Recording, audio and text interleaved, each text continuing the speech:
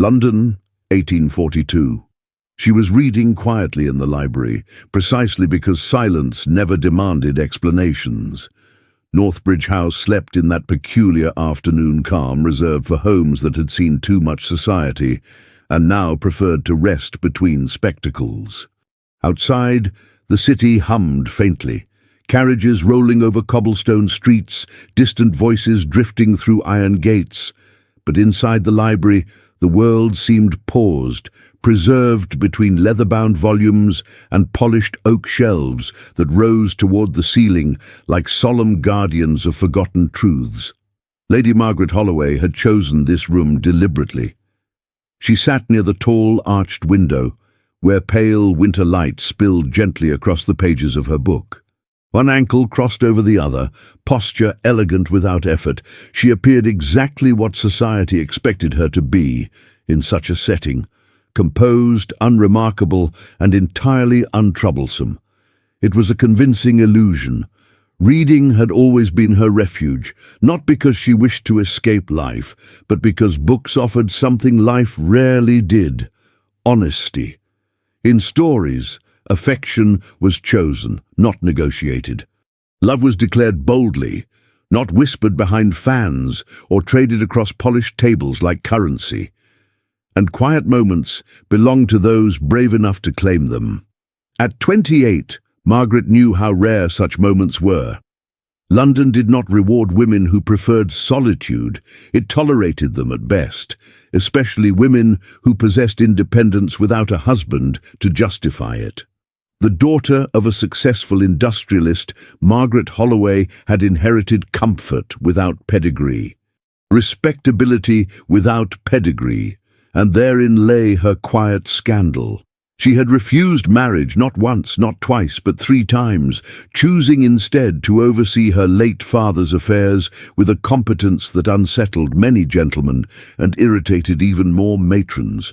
She was too composed, too thoughtful, too uninterested, which, of course, made her fascinating in the most inconvenient way. Margaret turned a page slowly, savouring the faint rustle of paper. The story she read spoke of devotion and daring, of choices made boldly in ballrooms and gardens alike. She smiled faintly, thinking how unlikely such declarations felt within the walls of Northbridge House. That smile faded the moment she sensed it. A disturbance in the air, not sound exactly, but intention. "Watch her," a woman's voice murmured nearby, low and assured. "She believes herself invisible." Margaret did not look up. Years of polite gatherings had taught her that stillness often revealed more than curiosity ever could. She continued reading, though her attention sharpened, every instinct alert beneath her calm exterior. "She has no escort," another voice replied, younger, uncertain. "No husband, no obvious intention of acquiring one." "Exactly," the first voice said, satisfaction woven neatly into each syllable. "Which makes her ideal." Margaret's fingers tightened almost imperceptibly around the edge of the page. Ideal was rarely a compliment when spoken in such a tone. She considered rising, leaving, retreating into a corridor where expectations could not follow. But something in that first voice, measured, aristocratic, entirely unafraid, held her in place. Moments later, the chair across from her was claimed. Margaret lifted her eyes slowly, the way one did when acknowledging a presence that had already rearranged the room without asking permission. The woman seated before her did not smile. Silver hair framed a face sharpened by intelligence rather than age. Her posture was impeccable, her presence undeniable. Even seated, she radiated authority, as though Northbridge House itself had learned to yield. "I am the Duchess of Northbridge," the woman said calmly, as if announcing the weather, "and I require a favour that will sound unreasonable." Margaret closed her book with deliberate care, placing it neatly on the table beside her. "I suspected as much." The Duchess studied her with open amusement. "My nephew," she continued, "needs the world to believe he is in love." Margaret's brow arched, elegant and unconcerned. "And you believe I am capable of inspiring such an illusion?" "I believe," the Duchess replied, eyes sharp, "that you are capable of performing it convincingly." A pause followed, heavy, calculated. "And you, my dear," the Duchess added, leaning back slightly, "need the world to finally look at you." The words settled between them, uninvited and undeniable. Margaret inhaled slowly, feeling the moment split her life neatly in two, the quiet she had chosen and the story she had never imagined herself stepping into. "I want you," the Duchess said softly, "to pretend to love him." Silence thickened. Somewhere beyond the tall windows, a carriage rolled past. Somewhere else in the house, a servant moved quietly, unaware that destinies were being rearranged in the library. Margaret's heart beat steadily, not with fear, but with something far more dangerous: curiosity. She had read about love all her life. She had simply never expected to be asked to perform it. Margaret finally spoke. "And if I refuse?" The Duchess's smile returned, thin, knowing, and entirely untroubled. "Then London will continue to ignore you," she said, "and my nephew will continue to embarrass us both." Margaret tilted her head. "And if I accept?" The Duchess's gaze softened, just enough to suggest something almost like mercy.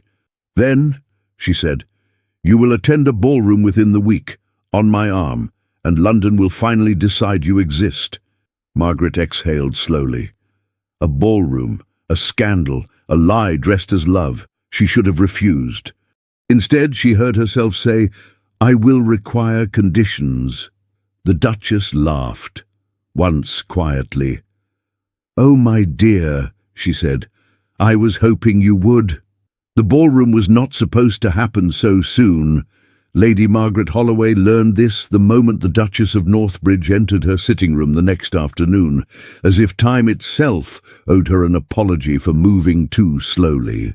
"You'll wear blue," the Duchess announced, surveying Margaret the way one might inspect a priceless painting, critically, but with proprietary satisfaction. Margaret, who had been in the middle of reviewing correspondence regarding the Holloway shipping accounts, set her pen down with exaggerated care. "Good afternoon to you as well, Your Grace." The Duchess dismissed pleasantries with a wave of her hand. "If you insist on politeness, you may offer it to the footman. It's wasted on me." Margaret's mouth twitched. "I'm beginning to understand why London trembles when you breathe." "Excellent," the Duchess said. "Fear is efficient. Now, blue." Margaret's gaze shifted to the large hatbox and garment bags that had arrived with her. "May I ask what crime I've committed to deserve that much satin?" "You have not committed a crime," the Duchess replied briskly. "You are about to commit a miracle." "A miracle," Margaret repeated, voice dry, "is typically performed by saints. I am merely an unmarried woman with an alarming amount of paperwork." The Duchess leaned forward. "Which is precisely why you're perfect." There it was again, perfect. It landed like a threat. Margaret took a breath. "Your Grace, you still haven't explained why your nephew needs this performance." The Duchess's eyes sharpened in a way that suggested the conversation had, at last, arrived at something real. "My nephew," she said, "is the Duke of Ashbourne." Margaret blinked once. The name was not unfamiliar. In London, certain titles carried a weight that travelled ahead of them. Ashbourne was not merely a duke. He was the sort of duke whispered about by young ladies, despised by fathers, and studied by mothers like an enemy battlefield, cold, proud, exceptionally rich, and if gossip was to be believed, utterly unromantic. "And he is what?" Margaret asked, careful. "In danger?" "In danger of himself," the Duchess said, "and of ruining our family with a spectacular display of stubbornness."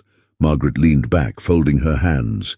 "Stubbornness is not usually fatal." "It can be," the Duchess replied, "when it involves betrayal, scandal, and a man who believes he has nothing left to lose." Margaret's chest tightened at the words betrayal and scandal, though she did not allow it to show. London had taught her that emotion, displayed openly, was an invitation. The Duchess continued, voice lowering slightly. A private matter is about to become public, a very public matter, and if it does, it will drag our name through every ballroom from Mayfair to Bath. Margaret's brow arched. What sort of matter? The Duchess's expression turned unpleasant. A broken engagement. Margaret's pulse flickered. The Duchess watched her carefully, as if measuring her reactions like a jeweller examining a gem. He was supposed to marry Lady Clarissa Pembroke. Margaret knew the name too. Clarissa Pembroke, beautiful, sweet, untouchably well-connected, a girl designed by society itself. And he refused? Margaret asked. The Duchess made a sound halfway between a laugh and a sigh. No, she did. Margaret's eyes narrowed. That is unusual. It would have remained unusual, the Duchess said, if Clarissa had simply withdrawn quietly. But she did not. She chose to withdraw theatrically. Margaret could almost see it. Tears in a drawing-room, fainting companions, and a letter read with dramatic pauses. The Duchess's mouth tightened. She intends to imply he was unfit. Margaret's stomach turned. Unfit how?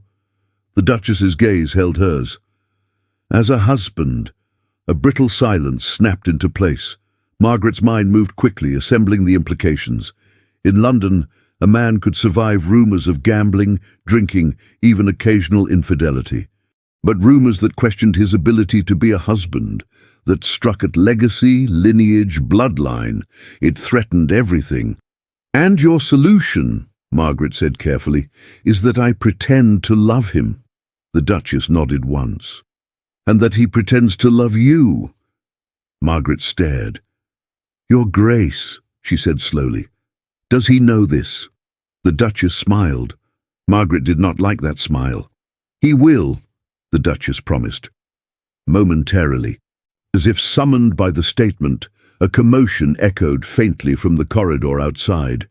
Footsteps, a brief exchange of voices, and then the unmistakable sound of someone exhaling like they had been dragged into a conversation against their will.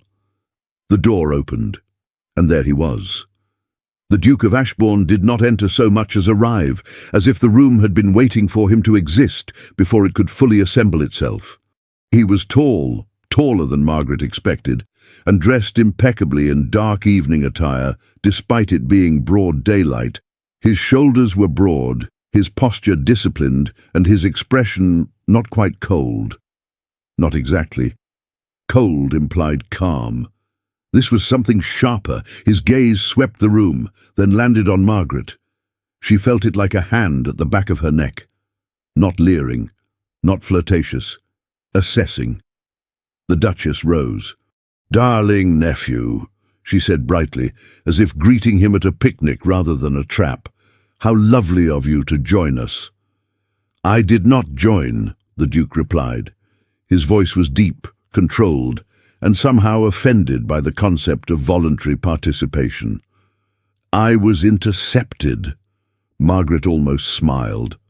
Almost. The Duke's eyes flicked to her again. "And who," he asked with polite disdain, "is this?" Margaret rose smoothly, offering a proper curtsy. Elegant, measured, not a hint too deep. "Lady Margaret Holloway," she said. "At your service, Your Grace." His brow lifted slightly, the faintest surprise, perhaps that she knew how to hold herself, or that she did not tremble. "Holloway," he repeated, as if trying the name for taste. "I know the shipping ledgers." Margaret's lips pressed together. "Delighted." The Duchess clapped her hands once. "Wonderful. You've met. Now we can begin." The Duke looked at her as if she were insane. The Duchess ignored him. "You will attend Lady Danbury's winter ball on Friday." "I will not," he said. "You will," the Duchess repeated. "I refuse." "Refusal," she said sweetly, "is for children. You are a duke." His jaw tightened. Margaret watched the exchange with a curious mix of amusement and alarm. It felt like witnessing a lion being lectured by a woman holding a teacup. "And," the Duchess added, turning toward Margaret, You will attend as well. Margaret nodded once. Under certain conditions, as I mentioned. The Duke's attention sharpened. Conditions? Margaret met his eyes. I will not be humiliated for your family's convenience. The Duke's expression darkened. You assume I would humiliate you. I assume nothing, Margaret replied calmly. I prepare for everything. A pause. Then, to Margaret's surprise, something flickered in his eyes. Not warmth. Recognition. The Duchess beamed. You see, already they're speaking like a married couple. Margaret choked on a breath. The Duke looked as if he might commit a crime. Explain, he said to his aunt, dangerously quiet. The Duchess stepped closer, lowering her voice as if sharing a charming secret. You will court her. His stare was frozen. I will do what? You will flirt, the Duchess said, as if it were a simple dance step. You will be attentive. You will look at her as though you cannot imagine breathing without her in the room. Margaret's cheeks warmed despite herself. The Duke's expression was pure offence. I am not an actor. You are a duke, the Duchess said, which is essentially the same thing, but with better tailoring. Margaret's lips twitched. The Duke saw it. His eyes narrowed. Do you find this amusing, Lady Holloway? Margaret lifted her chin. I find it educational. His gaze held hers. Then learn quickly. The Duchess interrupted, satisfied. Excellent. Now, the reason you will do this, because you are blackmailing me. The Duke cut in. The Duchess sighed. Not blackmail, guidance. Call it whatever you like. Margaret's curiosity swelled like a tide. She had expected a cold nobleman, distant and bored by everyone's existence. Instead, he was furious. Not in a careless way, in the way a man becomes furious when he has been wounded and refuses to let anyone see the scar. The Duchess spoke again, more serious now. Clarissa intends to ruin you. She will imply there was betrayal. She will suggest that you are incapable of love, incapable of devotion, incapable of marriage. The Duke's face went blank. Margaret's chest tightened at the sudden emptiness in his eyes. That, the Duchess said quietly, cannot be allowed. Margaret looked between them. So I am to serve as evidence. Yes, the Duchess said, unashamed. Proof that you are desired, that you are loved, that you are wanted. The Duke's gaze turned away, jaw clenched. Margaret studied him, and in that brief moment she understood something important. This was not merely a scheme, this was a war. And she had been recruited as a weapon. Margaret inhaled, steadying herself. If we are to do this, we do it properly. The Duke's eyes snapped back to hers. Properly? Yes, she said. If London is going to watch, then we give them a story so convincing they choke on their own gossip. Something almost like admiration crossed the Duchess's face. The Duke stared at Margaret as if trying to decide whether she was insane or brilliant. Margaret continued, voice calm. But I will not be your shield while you remain silent. His brows drew together. Meaning? You will tell me the truth, she said. About Clarissa, about the betrayal, about why you look like a man who doesn't believe in redemption. The word redemption hung between them like a candle flame in a draught. The Duke's mouth tightened. You do not know me. No, Margaret agreed softly, but I can read. His gaze dropped to the closed book beside her. A beat of silence. Then, unexpectedly, the Duke spoke with a clipped honesty. If you want the truth, Lady Holloway, you may regret it. Margaret's heart quickened. Try me, she said. The Duchess's eyes glittered. Friday's ball suddenly felt less like an event and more like a battlefield. And Margaret, who had come to Northbridge House merely to be left alone with her books, realized she had just stepped into a story that would either ruin her or remake her entirely. Because the Duke of Ashbourne had looked at her just now, not with disdain, but as if she might be the one thing London could never predict. And that, in itself, was dangerous. The ballroom always knew before anyone else did. It knew when a scandal was about to bloom, when a heart would be broken under the weight of a polite smile, and when a woman entered the room carrying a story she had not yet agreed to tell. On Friday evening, beneath chandeliers bright enough to mimic daylight and violins determined to soften every sin, Lady Danbury's ballroom sensed something extraordinary approaching. Lady Margaret Holloway felt it the moment the carriage stopped. She sat very still, gloved hands folded in her lap, listening to the muffled hum of voices beyond the door. The Duchess of Northbridge, seated across from her, adjusted her own gloves with calm precision, unbothered, composed, victorious. "Remember," the Duchess said lightly, "you are adored." Margaret exhaled through her nose. "By whom, exactly?" "By the man at your side," the Duchess replied, "and by extension, by everyone else." Margaret's gaze shifted to the Duke of Ashbourne. He had not spoken since they left Northbridge House. Dressed in black evening attire that fit him as though tailored to his mood, sharp, controlled, and slightly dangerous, he stared straight ahead, jaw set, expression unreadable. If he felt any anticipation for what awaited them, he concealed it expertly. "You needn't look so resigned," Margaret said quietly. "One might think you're attending your own execution." His eyes flicked to hers. "I find public spectacles exhausting."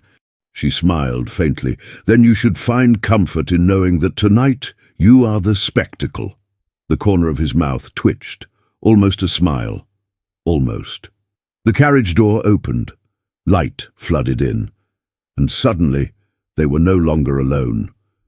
The Duke of Ashbourne stepped out first, offering his arm with formal precision. Margaret accepted it, her fingers resting lightly against his sleeve. The contact was brief, polite, and entirely too intimate. They entered together. The effect was immediate. Conversation faltered. Fans paused mid-flutter. Somewhere near the orchestra, a violinist missed a note. Margaret felt the weight of 100 gazes settle upon her like silk. Soft, suffocating, impossible to ignore. She kept her posture steady, her expression serene, and her grip on the Duke's arm confident enough to suggest familiarity. If London wished to watch, she would give them something worth seeing. "Smile," the Duke murmured under his breath. "I am smiling." "No," he said quietly. "You are preparing for battle." Margaret tilted her head. "Is there a difference?" They moved forward, guided by the Duchess, who glided through the crowd like a general surveying conquered territory. Whispers followed them in gentle waves. "Is that—" "The Duke is accompanied." "Who is she? Holloway, the merchant's daughter?" Margaret caught fragments as they passed, each one a reminder of how thoroughly London categorized its women. She tightened her grip on the Duke's arm, not out of fear but resolve. He noticed. "Are you all right?" he asked, voice low. "Yes," she replied. "I simply forgot how loud silence can be." He studied her for a moment, then nodded. "Stay close." The words surprised her. They reached the center of the room, just as Lady Danbury herself approached, eyes bright with curiosity, sharpened by decades of survival. "Your Grace," she said, smiling at the Duke. "And you must be—" "Lady Margaret Holloway," Margaret supplied smoothly, dipping into a graceful curtsy. "It is an honor." Lady Danbury's gaze swept over her, measuring, assessing, and then softened. "Well," she said, "this is interesting." The Duke squeezed Margaret's hand, subtle, almost accidental. "Shall we dance?" he asked. Margaret blinked. "Already? The longer we wait," he replied, "the more London invents." She smiled. "Then let us disappoint them." They moved onto the floor. The music began, a waltz, familiar and deceptively gentle. The Duke's hand settled at her waist, firm and guiding, while Margaret rested her hand on his shoulder, aware of the heat beneath the fabric. They danced well, too well.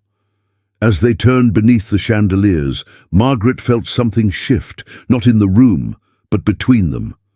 The Duke's movements were precise, controlled, yet there was an undercurrent of intensity that made her breath hitch. "You're staring," he murmured. "I'm ensuring my footing," she replied. "You don't miss a step. Neither do you." Their eyes met. For a heartbeat, the performance blurred. Then, from the edge of the room, a figure stepped forward, Lady Clarissa Pembroke. She was radiant, golden curls, pale silk, a smile sharpened to perfection, the kind of beauty that had been celebrated so long it had forgotten how to be kind. Margaret felt the Duke stiffen. The dance continued, but something brittle crept into his posture. Clarissa watched them with open interest, her gaze lingering on Margaret's hand, at the Duke's shoulder, on the closeness of their bodies. "Well," Clarissa said softly, when they passed near enough to hear, "this is unexpected." Margaret met her gaze calmly. "So is honesty." Clarissa's smile thinned. "Enjoy the evening, Lady Holloway," Margaret replied. "Do try to remember it." The Duke's grip tightened briefly, then loosened. "You didn't have to provoke her," he murmured. "I didn't," Margaret said. "I existed." The music slowed. As the dance ended, applause rippled through the room, not loud, but intentional. Eyes followed them as they stepped aside. "You handled that well," the Duke said quietly. Margaret studied him. "You didn't." He laughed once, bitter. "You noticed." Before she could respond, Lady Danbury approached again, expression unreadable. "Miss Pembroke intends to speak," she said gently. "Soon," Margaret nodded. "Then London will listen." The Duke turned to her. "If this becomes unpleasant, it will," she interrupted. "That is the point." He regarded her carefully. "Why are you doing this?" She met his gaze. "Because I refuse to be invisible." Something softened in his eyes. From across the ballroom, Clarissa raised her glass, an unspoken challenge. Margaret felt the moment gather around her like breath before a storm. The story was no longer pretend, and London was watching closely.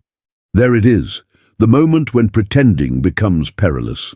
When a woman realizes the lie she agreed to live inside might demand more courage than the truth ever did. Tell me in the comments, should Margaret confront Clarissa publicly or let the Duke face his past alone?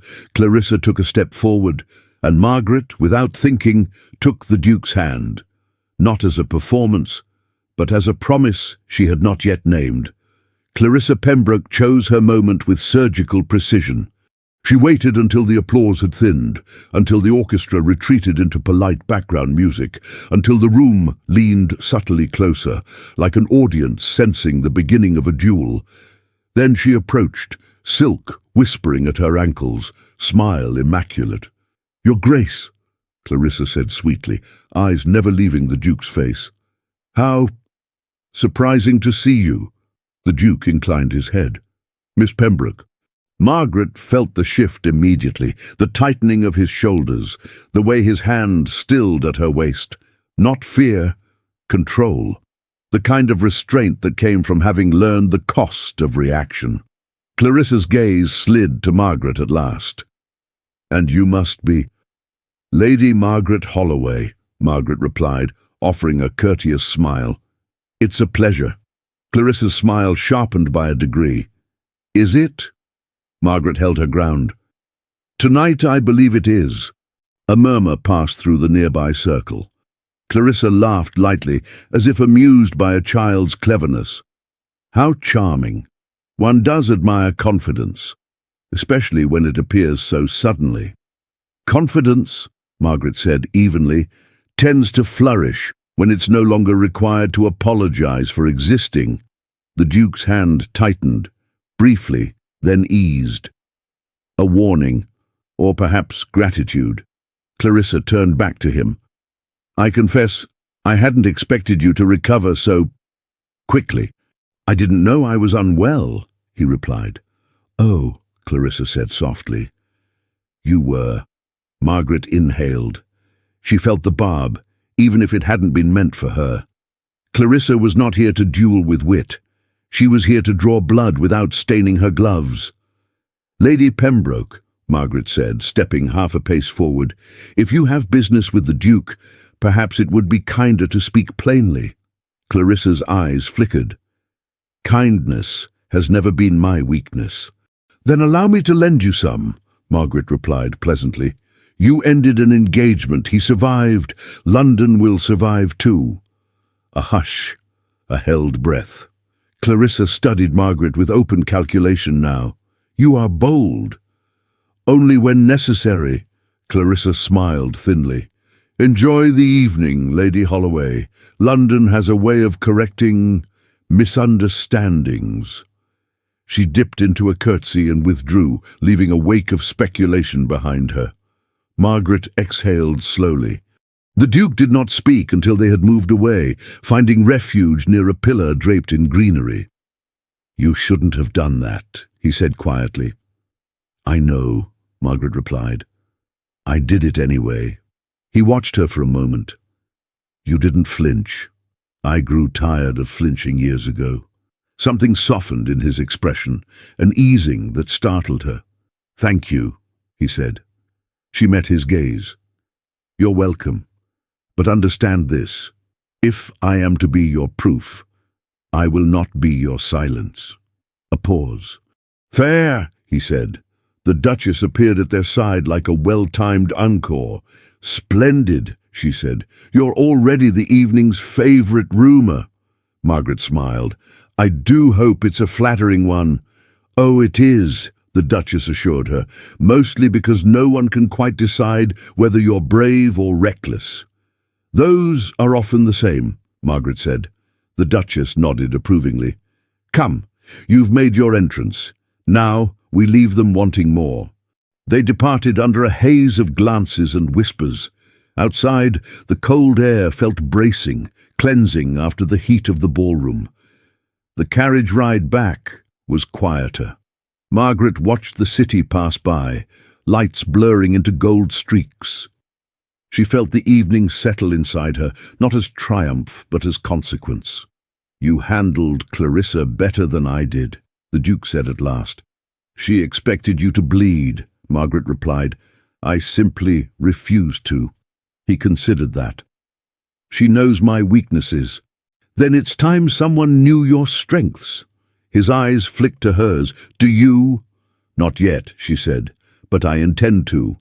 When they reached Northbridge House, the Duchess vanished with a satisfied air, leaving them alone in the entrance hall, two conspirators suddenly without a script. The Duke removed his gloves. "We should establish terms." "Yes," Margaret said, "we should." They moved into the smaller sitting room, the fire low, the hour late enough to invite honesty. Margaret seated herself opposite him, posture composed. "First," she said, "no surprises in public. If we escalate, we agree together." "Agreed." "Second," she continued, "no lies between us. If this is to work, I must understand what I'm defending." A beat. He nodded. "Fair." "And third," she said, softer now, "this ends cleanly. No ruin, no lingering damage." He held her gaze. "I won't ruin you." She believed him, and that startled her. "My turn," he said. "You will not be used. If the story turns against you, we stop." "Thank you," she said quietly. "And," he added after a moment, "I will not touch you unless you ask me to." Margaret felt a warmth creep into her cheeks. Understood. Silence settled, not awkward, but weighted. "About Clarissa," she said. He leaned back, staring into the fire. "I trusted her. She wanted certainty I couldn't give. Not because I didn't care, but because I didn't believe permanence survived affection." Margaret's chest tightened. "Betrayal?" He nodded once. "She shared private doubts publicly, to wound me, to protect herself." Margaret considered him. The controlled anger, the guarded posture, the man bracing against the idea of being seen. "Healing," she said gently, "is not the same as forgetting." He looked at her then, really looked. "You speak as if you've practiced." "I have," she said. "Invisibility leaves marks." The fire popped softly. They stood together at the window, watching the streetlights flicker. For a moment the pretense fell away, not replaced by passion, but by something steadier, respect. "You read to be alone," he said quietly. "Yes. And yet you stood beside me." She smiled. "I chose the noise this time." He surprised her then, offering his arm, formal and careful. "Until the next act?" She took it. "Until the next act." As they parted, Margaret realized something unsettling and wonderful. The lie was working, and the truth, whatever it was becoming, had begun to ask for room. Morning arrived with consequences. Lady Margaret Holloway discovered this when the first letter slid across her breakfast tray like a challenge. The envelope was cream-coloured, the seal pressed with care, the handwriting unmistakably elegant. London's hand, she thought wryly, always wrote beautifully, especially when it intended harm. She set down her teacup, broke the seal, and read. It did not accuse. It insinuated. It suggested. It wondered, with the most delicate curiosity, how a woman previously invisible had managed to secure the Duke of Ashbourne's attention so swiftly. It praised her composure. It questioned her motives. It ended with a hope, thinly veiled, that her intentions were honourable. Margaret folded the letter once, then again. Calmly, she reached for the second and the third. By the fourth, she laughed, not loudly, not bitterly, a soft, incredulous sound that surprised even her. The letters were different hands, different tones, same hunger. London was sniffing the air like a fox near a henhouse. "So," she murmured to no one, "this is what existence sounds like." A knock interrupted her thoughts. "Come in," she said. Her maid, Elsie, entered carrying a fresh pot of tea, and the unmistakable look of someone trying very hard not to smile. "They're saying things," Elsie said, failing immediately. Margaret lifted a brow. "They always are." "Yes, but now they're saying them about you." Margaret considered that. "How exhausting and exciting," Elsie added, unable to help herself. Margaret smiled. "Don't encourage them." Another knock followed, firmer this time. Before she could answer, the door opened. The Duke of Ashbourne entered as if the morning had offended him personally. He wore a dark coat, gloves tucked under one arm, expression sharp with restraint. In his other hand, several letters. "Good morning," Margaret said pleasantly. "You look persecuted." "I am," he replied, "by stationery." She gestured to the chair opposite her. "Sit. Misery is improved by tea." He obeyed, reluctantly, setting the letters down. "They've begun." "They began last night," she said. "They simply slept on it." He exhaled, rubbing a hand over his jaw. "I hoped we'd have a day." "We had an hour," Margaret said gently. "That's generous, by London standards." He studied her. "You're not upset?" "I'm entertained," she replied, "and a little proud." "Proud?" "Yes," she said. "They noticed." He frowned. "That is not a kindness." "It is," she said softly. "When you've spent years unseen." Something eased in his expression. He picked up one of the letters from her tray. "They question your intentions." "They always will." "They question mine," he added. "They should," Margaret said. "You are suspicious by nature." He huffed a laugh, short, surprised. "You find humour in this." "I find survival," she corrected. "If I don't laugh, I will grind my teeth into dust." He leaned back, watching her. "You are not what London expected." "Neither are you," she replied. Silence settled, companionable and strange. "Tonight," he said, "we attend the Duchess's dinner." Margaret blinked. "Already?" "She intends to accelerate," he said grimly. "If the story moves quickly, it controls itself."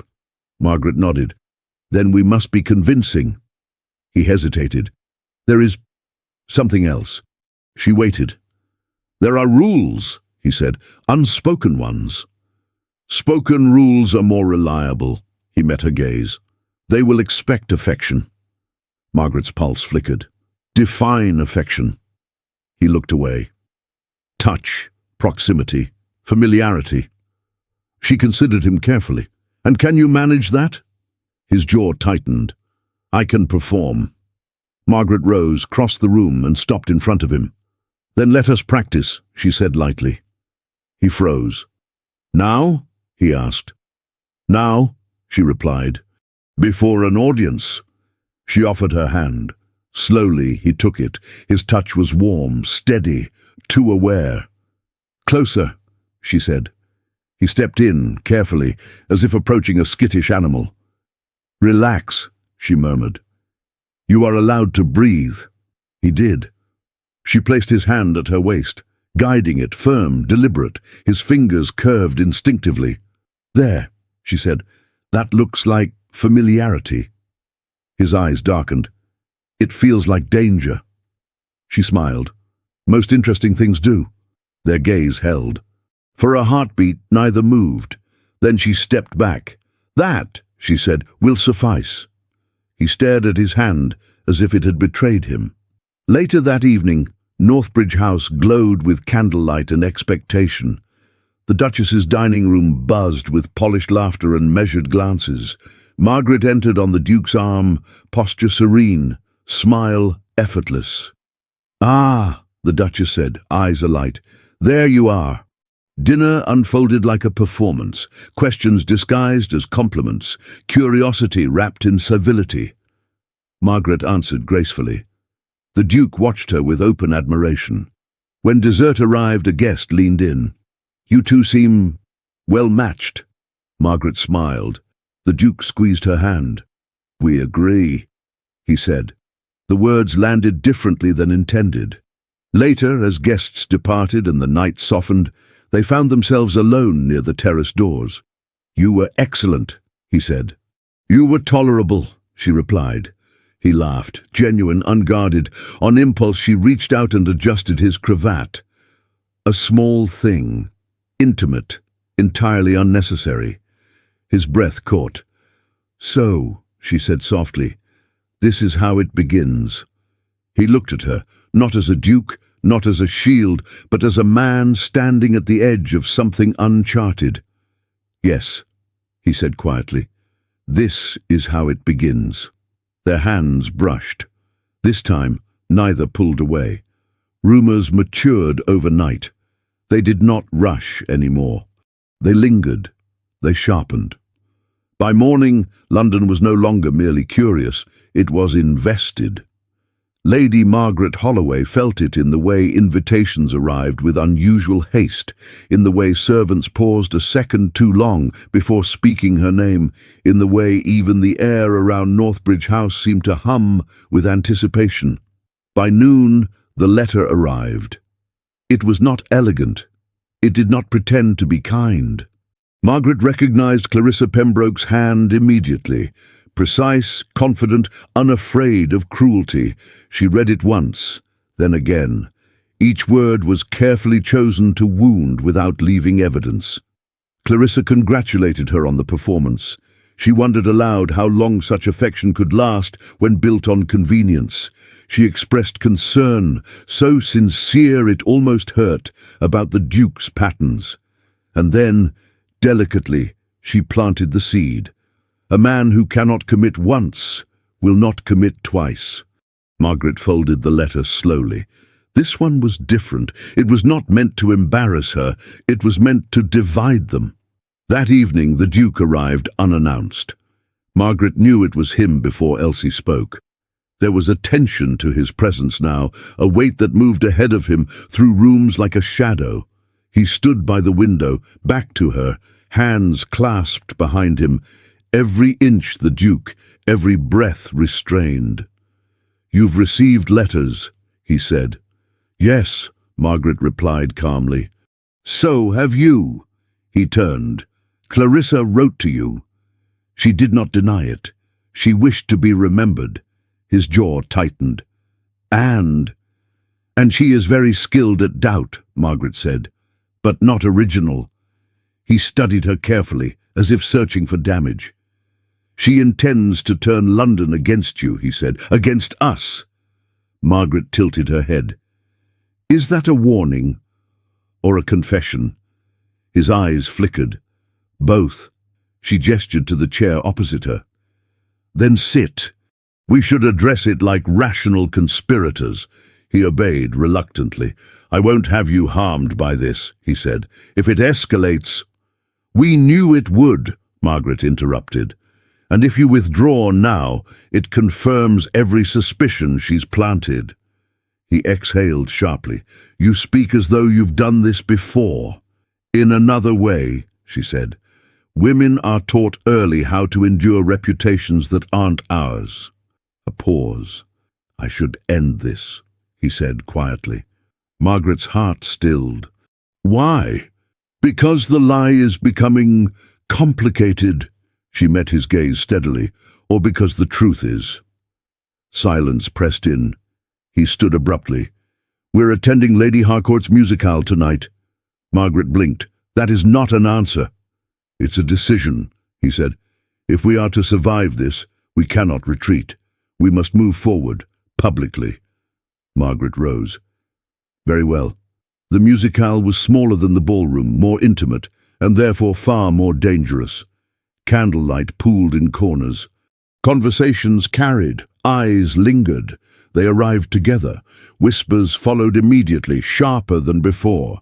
Margaret felt the scrutiny like heat against her skin. She smiled anyway, her hand resting lightly on the Duke's arm.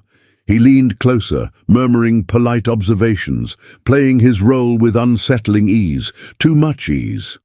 As the music began, Clarissa appeared across the room, seated near the piano, posture serene, expression victorious. She's waiting, Margaret murmured. I know, the Duke replied. A pause in the music, a shift in attention. Clarissa rose. My friends, she said lightly, voice carrying, I believe we are all in the presence of a most fascinating love story. Margaret felt the room tilt. Clarissa's gaze settled on her. One wonders. When did it begin? Before the Duke could speak, Margaret answered. Quietly, she said, as most meaningful things do. A ripple of interest spread. Clarissa smiled. And yet, here we are, so suddenly devoted. Margaret stepped forward. Sudden does not mean false. Clarissa tilted her head. No, but performance often does. The Duke's hand tightened on Margaret's. Something in her snapped, not in anger but resolve. She turned to him. May I? She asked softly. He met her gaze, searching. Then he nodded. Margaret faced Clarissa again. If London doubts our affection, she said clearly, then perhaps we should reassure them. The room held its breath. She reached for the Duke, not as rehearsal, not as strategy, as choice. Her hand slid to his collar. She felt his surprise, his stillness. Then she kissed him, not gently, not carefully. It was warm and certain and unplanned, her fingers anchoring him, as if daring the world to argue. For a heartbeat he remained frozen, caught between shock and instinct. Then he responded. His hand came to her back, firm and unmistakably present. The kiss deepened, not for spectacle, but for truth neither of them had intended to reveal. Gasps rippled through the room. The music faltered. When they parted, the silence was thunderous. Clarissa stared. Margaret did not look at her. She looked at the Duke. His breath was unsteady, his eyes dark with something dangerously alive. That, he said hoarsely, was not agreed upon. No, Margaret replied softly. It wasn't. The Duchess, watching from the edge of the room, closed her eyes briefly, as if in prayer or triumph. The whispers exploded. They left soon after, the air outside cold and bracing. Neither spoke until the carriage doors closed. Then the Duke turned to her, voice low. You should not have done that. Margaret met his gaze. I know, because now, he continued, London will believe it. She nodded. That was the point. He leaned closer. "And what about you?" Her heart pounded. "I don't know yet." He studied her, conflicted. That kiss was not a performance. "No," she agreed. "It was a risk." The carriage rolled on, carrying them deeper into consequences neither had fully counted, and somewhere between the city lights and the quiet, Margaret realized the truth with startling clarity. The lie had just crossed a line, and it would not return unchanged. By morning, London had decided what the kiss meant. Not thoughtfully, not kindly. London never waited for truth. It collected fragments and stitched them into certainty with remarkable speed. By the time Lady Margaret Holloway finished her breakfast, the city had already named the moment, weighed it, judged it, and assigned blame. Some called it bold, others called it desperate. A few, usually the most dangerous, called it calculated. Margaret read none of it aloud. She felt it instead, in the way invitations arrived earlier than usual, in the way one invitation failed to arrive at all, in the way servants grew cautious with their eyes, as though she were suddenly made of glass, valuable, admired, and easy to shatter. The Duke of Ashbourne arrived just after noon. This time there was no pretense of calm. He paced the length of her sitting room like a man counting steps toward a verdict, coat discarded, gloves forgotten. The fire crackled softly, ignorant of reputations. "You should have warned me," he said at last. Margaret lifted her gaze from the letter in her hands. "I warned you the moment I asked if I might." "That wasn't warning," he snapped. "That was—" "Choice," she finished quietly. He stopped. The silence stretched, taut and trembling. "London believes it now," he said, more controlled. "They believe we are real." Margaret folded the letter carefully. "London believes whatever protects its comfort." "And what about you?" he asked. "What do you believe?" She met his eyes. "I believe Clarissa underestimated me. And you." His jaw tightened at her name. "She is not finished." "I know." He looked at her then, not as a duke managing a scandal, but as a man weighing the cost of staying. "She's spreading something worse," he said. "Not about you, about me." Margaret rose. "Tell me." He hesitated. "She's suggesting the engagement ended because I—" He broke off, breath sharp. "Because I am incapable of tenderness." Margaret's chest tightened. "That is a cruel accusation." "It's effective," he replied. "It reframes the kiss as desperation. Yours." "Not mine." Margaret stepped closer, voice steady. "And what do you say?" He looked away. "I say nothing." She reached out, not to touch him, but to stop his pacing. "Silence can sound like agreement." His eyes flicked back to hers. "I will not defend myself by sacrificing you." Her heart stuttered. "You think that's what I am asking?" "No," he said. "I think it's what London will demand." A knock interrupted them. The Duchess of Northbridge entered without waiting, expression sharper than usual. "We have a problem," she announced, "which means we have an opportunity." Margaret almost smiled, almost. "The Pembrokes are hosting a dinner tomorrow," the Duchess continued. "Clarissa intends to unveil her version of events." The Duke went still. "I won't attend." "You will," the Duchess said flatly, "and you will not attend alone." Margaret inhaled. "You expect me to walk into her house?" "I expect you," the Duchess replied, "to survive it." The Duke turned to Margaret. "You don't have to do this." Margaret studied him, the tension, the restraint, the way he stood as if bracing for loss. "I know," she said, "but I will." The next evening arrived dressed in velvet and malice. The Pembroke residence glittered with restrained opulence. Every detail whispered tradition. Every smile carried an edge. Clarissa greeted them at the door, serene and luminous, as though she had already won. "Your Grace," she said warmly, "and Lady Holloway, how kind of you to come." Margaret returned the smile. "We find honesty benefits from witnesses." Clarissa's eyes flickered. Dinner was exquisite and unbearable. Conversation flowed like a river that refused to touch its banks. Compliments disguised as probes, questions sharpened to suggestion. Clarissa waited. When the final course was cleared, she rose. "I must confess," Clarissa said lightly, "that recent events have weighed heavily on me. I would hate for misunderstandings to persist."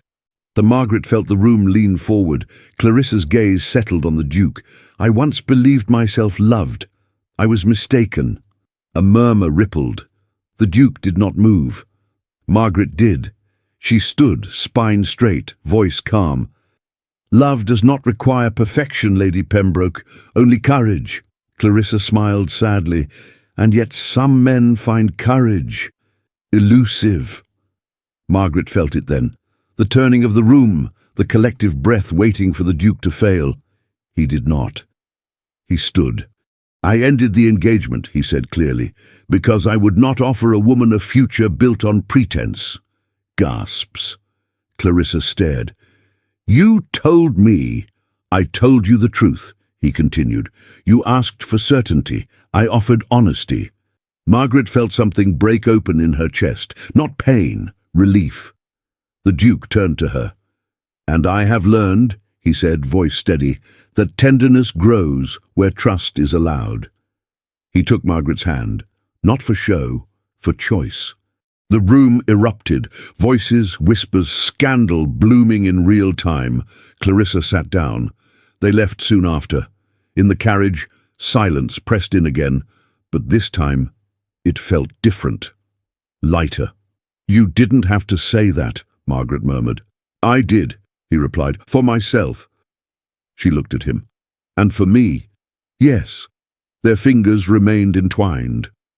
At Northbridge House, the Duchess watched them from the stairs, eyes keen. "Careful," she said softly. "You are crossing from strategy into consequence." Margaret met her gaze. "We crossed that line last night." Later, alone at last, Margaret stood by her window, city lights flickering like uncertain stars. The Duke joined her. "What happens now?" she asked. He looked at her, not guarded, not distant. "Now," he said, "we stop pretending we are untouched." Her breath caught. Outside, London buzzed, hungry, curious, relentless. Inside, something fragile and brave took its first real breath. This is the moment many women recognize too late, when courage stops being admirable and starts being expensive. The city did not forgive quickly. It observed, it weighed, it waited to see who would falter first. Lady Margaret Holloway felt that patience like a hand at her back as she stood by the window the following morning, watching carriages pass with deliberate indifference. London had accepted the Duke's declaration at the Pembrokes' dinner, but acceptance was not approval. Approval would come later, if at all. Behind her the room was quiet, too quiet. "You didn't sleep," the Duke said softly. Margaret turned. He stood near the hearth, coat unfastened, posture less guarded than usual, yet his eyes were alert, searching her face for signs she might be retreating. "I slept," she replied, "just not deeply." He nodded, as if that answered a question he had not dared to ask. "I meant what I said," he continued, "at the dinner." "I know," Margaret said. "That's why I'm still here." A fragile smile touched his mouth. "That's reassuring." They shared a silence that no longer felt like strategy. It felt like waiting for London to speak again. It did so in the afternoon when the Duchess arrived bearing news and consequence in equal measure. "They're circling," she announced briskly, removing her gloves, "which means they're uncertain." Margaret lifted a brow. "That sounds promising." "It is," the Duchess said. "Uncertainty breeds caution. Caution buys us time." The Duke crossed his arms. "And Clarissa?" The Duchess's expression hardened. "She has withdrawn, temporarily. That means she's recalculating." Margaret exhaled slowly. "Then we must do the same." The Duchess studied her. "You're remarkably calm." "I'm practiced," Margaret replied. Women with reputations learn to be. The Duchess's gaze softened, just slightly. "Come with me." They walked through the house to a smaller drawing room, one rarely used. Sunlight filtered through sheer curtains, dust motes dancing like quiet witnesses. "You should understand something," the Duchess said, closing the door. "My nephew has been wounded before, not by Clarissa alone." Margaret's heart tightened. "I suspected." The Duchess nodded. "He loved once, deeply, when he was young and foolish enough to believe love protected you." Margaret listened, careful not to interrupt. "The woman died," the Duchess continued. "Illness, swift and merciless. He learned in one season that affection does not bargain with fate." Margaret swallowed. "And Clarissa?" "Clarissa wanted certainty he could not give. She demanded promises he feared would tempt loss again." Margaret closed her eyes briefly. When she opened them, her voice was steady. "He believes loving me will cost me something." "Yes," the Duchess said, "and that terrifies him more than scandal." That evening, Margaret found the Duke in the library, the place where this story had begun. He stood by the shelves, running a hand along the spines, not reading. "You're hiding," she said gently. He looked up. "I thought you preferred quiet." "I prefer honesty," she replied. He nodded once. "Then I should tell you what loving me costs." She stepped closer. "You should tell me what it costs you." He hesitated. Then, slowly, he spoke. "I loved someone before," he said. "I was certain." "Recklessly so." Margaret's chest ached. "She died," he continued, "and I learned that promises do not protect the people we make them to." She reached for his hand.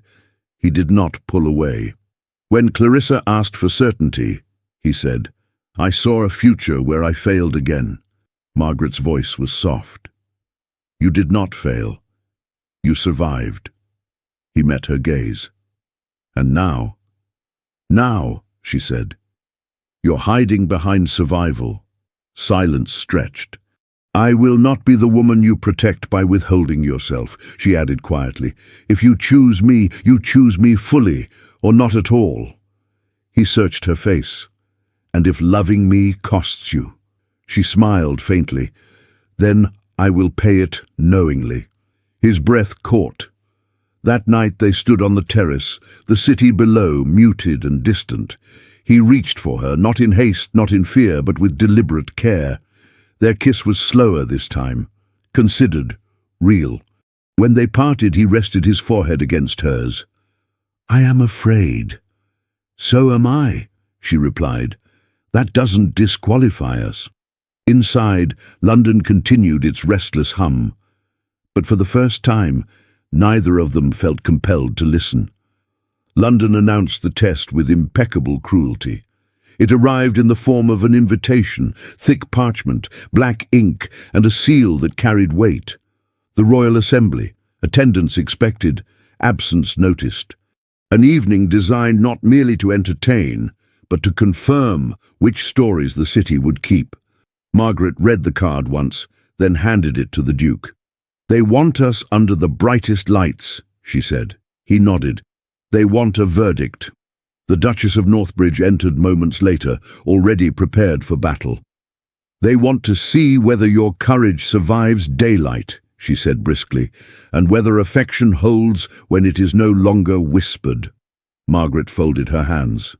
"Then we give them what they came for." The Duchess studied her longer than usual. "You understand what this costs?" Margaret met her gaze. "I understand what invisibility costs." The Duke reached for Margaret's hand. She took it without hesitation. That night, London glittered with intent. The Assembly Hall shimmered with crystal and gold, a cathedral of judgment masquerading as celebration. Every chandelier seemed to lean closer. Every glance carried expectation sharpened to a point. When Margaret entered on the Duke's arm, the room shifted. Not with shock, with recognition. They were no longer a rumour. They were a claim. Margaret walked steadily, spine straight, chin lifted. The dress she wore was elegant without apology. deep blue silk that moved like certainty, not invitation. She felt the Duke's hand firm at her waist, anchoring her not as protection, but partnership. "You're steady," he murmured. "So are you," she replied. "We make a convincing team." "Do we?" he asked quietly. She glanced up at him. "We always have." They took their place among the assembled ranks of power and pretense. Conversations bent toward them, smiles sharpened. Somewhere across the hall, Clarissa Pembroke stood with practiced serenity, watching. The Duchess leaned in. "This is the moment," she said. "They will test you." The test arrived quickly. A prominent matron, respected, feared, undefeated, approached with a knowing smile. "Your Grace," she said, "and Lady Holloway, London has been fascinated." Margaret smiled politely. "London is easily bored." The woman laughed. "Then do not disappoint us. Tell me, how long have you been in love?" A hush followed, not sudden, anticipatory. The Duke felt the weight of it. Margaret felt his breath catch. She squeezed his hand once. He understood. "We didn't measure it," he said clearly. "We recognized it." The matron tilted her head. "Recognized?" Margaret stepped forward. "Like truth," she said. "It rarely asks permission before being known." A murmur rippled, approval, interest, surprise. Clarissa moved then, gliding closer with impeccable timing. "How poetic," she said lightly. "One wonders how poetry survives scrutiny." Margaret met her gaze calmly. "Poetry survives because it is read aloud."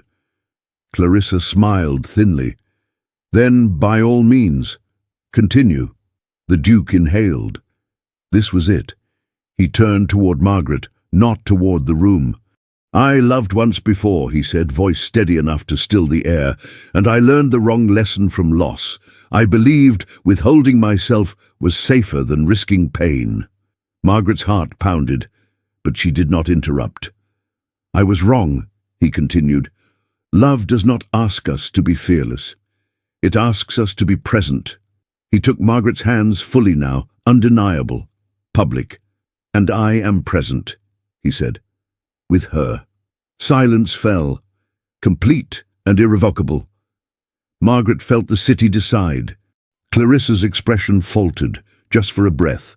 Then she turned away. The test was over. Applause followed, not thunderous but sincere, the kind London reserved for outcomes it respected even if it did not approve. Later, beneath a quieter archway, Margaret let out a breath she hadn't realized she was holding. "You chose," she said softly. "So did you," he replied.